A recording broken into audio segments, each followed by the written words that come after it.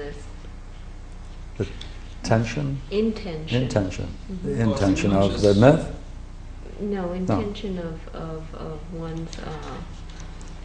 one's consciousness, let's say. Could you put it in other words? The intention Yeah, of one's consciousness? Yeah. like what this lady was referring to. She's kind Yeah. of like saying, working it from the I outside, see, and I I'm see, talking about working I it through the see. internal, Yeah. outwardly to express.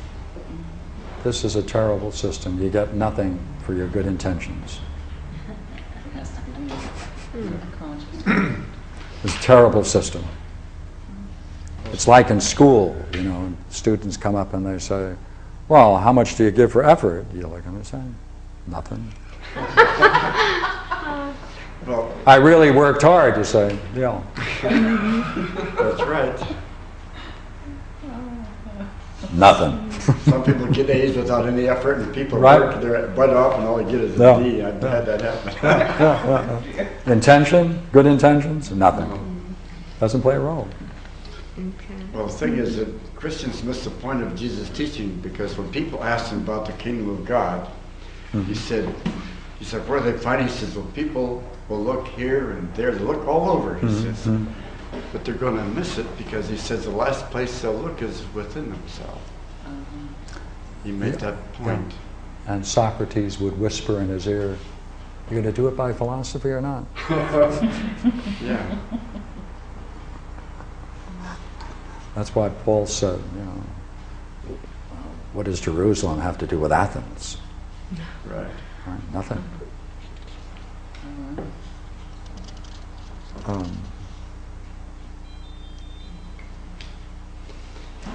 That's what bothered me about this belief systems. I was wondering, how could this intelligent being be so stupid as to be taken in by our belief systems?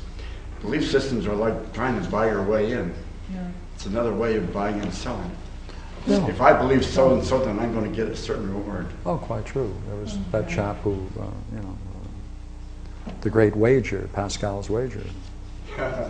He said, when you look at what you win by believing against what you lose by not believing, he said, consider it as a wager.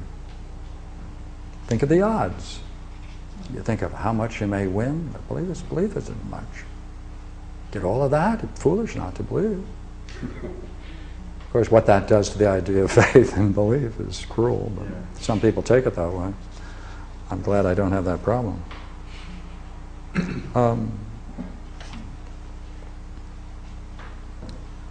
Let's see if I can... I'd like to just read that one section where he's talking to where reveals the purpose.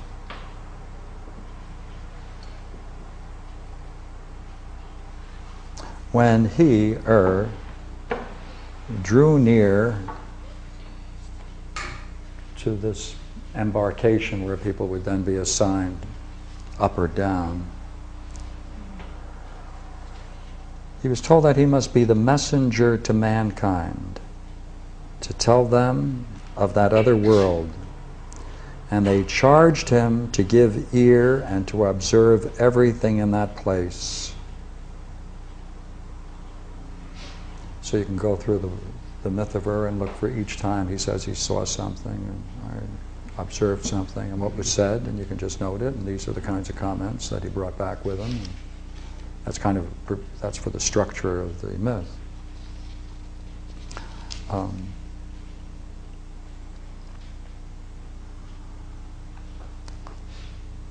But I want to deal with one more thing. There's a curious problem now. I'd like to raise it. It's not enough then to experience in the heavens the highest kind of beauty. It's not enough. Look, let me give you a section.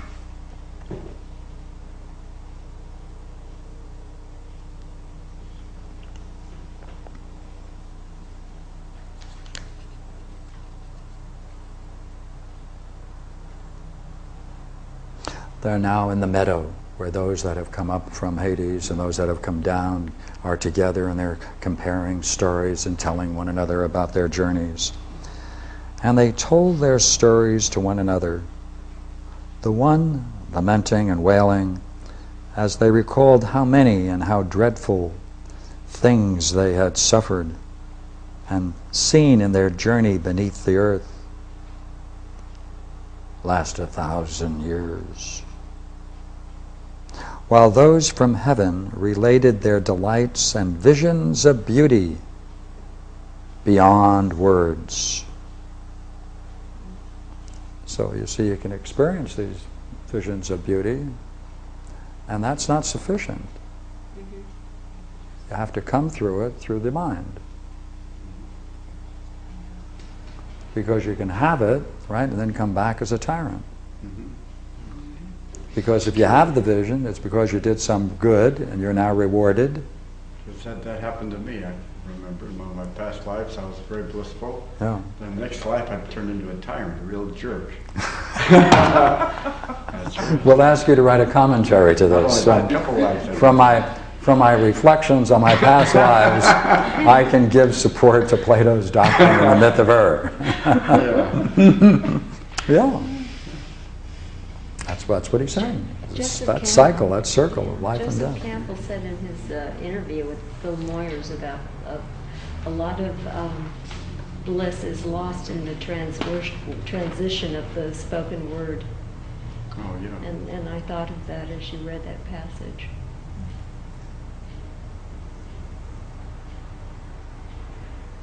Yeah. Yeah. Meaning that I think Interesting that guy, somehow, Joseph that, Campbell. that somehow Pardon?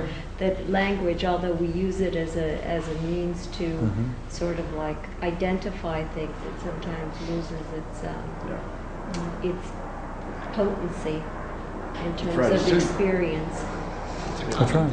As soon as you start thinking about your bliss, you lose it. That'll do it.